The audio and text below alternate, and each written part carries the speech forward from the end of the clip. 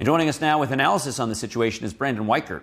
He's a senior national security editor at 1945.com. He's also author of The Shadow War, Iran's Quest for Supremacy. Brandon, always great to have your analysis on this topic, Iran. What's your understanding of the meetings held yesterday? Oh, I think they were for show. The meetings, the negotiations are not real. As I've been saying, the Trump administration, President Trump himself, has decided he's going in. It's a question of when, not if. And the big when is when the USS Gerald R. Ford is fully cleared of the bilge, shall we say, and is back into full position off the coast of Israel. The objective will be for the Ford to provide an air defense screen for Israel and any U.S. bases nearby that would be targeted by the Iranian missile fusillade that will occur after bombs begin dropping on Iran, which I think could happen. I mean, the March 2nd is Purim, which is the Israeli holiday. So sometime thereafter, you could see the bombs dropping. Brandon, Iran, in their own media, as we saw in that last package, said that they're planning to continue to enrich uranium. It doesn't seem like they're trying to do much, considering Trump's track record of doing what he says in these military situations. Are they not even trying at this point, and are they preparing for war? Or are they attempting to potentially find some way to prevent the U.S. from taking military action?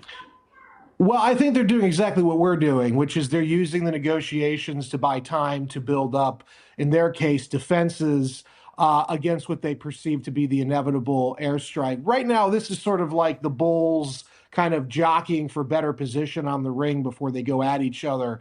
I don't believe either side is serious about negotiations.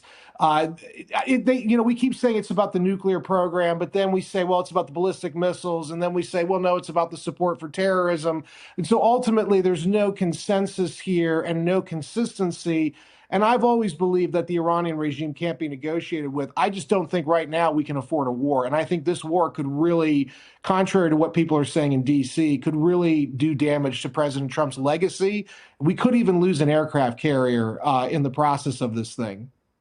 Brandon, the Democrats are attempting to prevent Trump from moving forward with anything without congressional approval.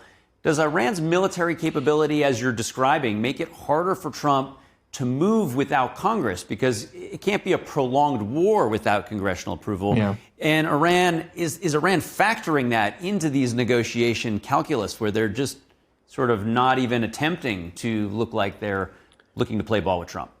Well, the Persians are very savvy, so I'm sure they are, yes. At the same time, politically, President Trump needs greater cover. I would actually, if I were advising Trump, say I would look at this as a blessing in disguise, because what's going to happen is we're going to go into Iran. It's going to kick off, a major crisis in the region, possibly a wider war that involves China and Russia against us.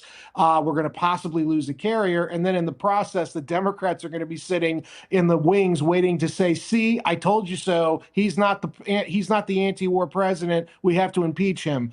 Politically, I think Trump would actually benefit from getting a greater degree of congressional involvement. How might that affect timelines? Would certainly delay any ability for him to drop the bombs. The key thing here is the president wants the Israelis to go first. He wants them to go first so that then we can be seen like we were last year as coming in and mopping up whatever the Israelis couldn't get. But I don't think the Israelis want to go first now, because I think they're worried about, well, will the Americans have our back?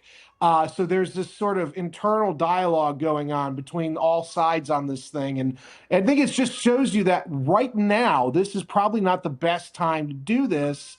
I think the United States should focus on restoring the economy at home and rebuilding the defense industrial base. As you know, the Joint Chiefs of Staff said recently, if we get into a protracted war with Iran, we will run out of supplies in 4 to 5 days. This is not a good time for Uncle Sam right now.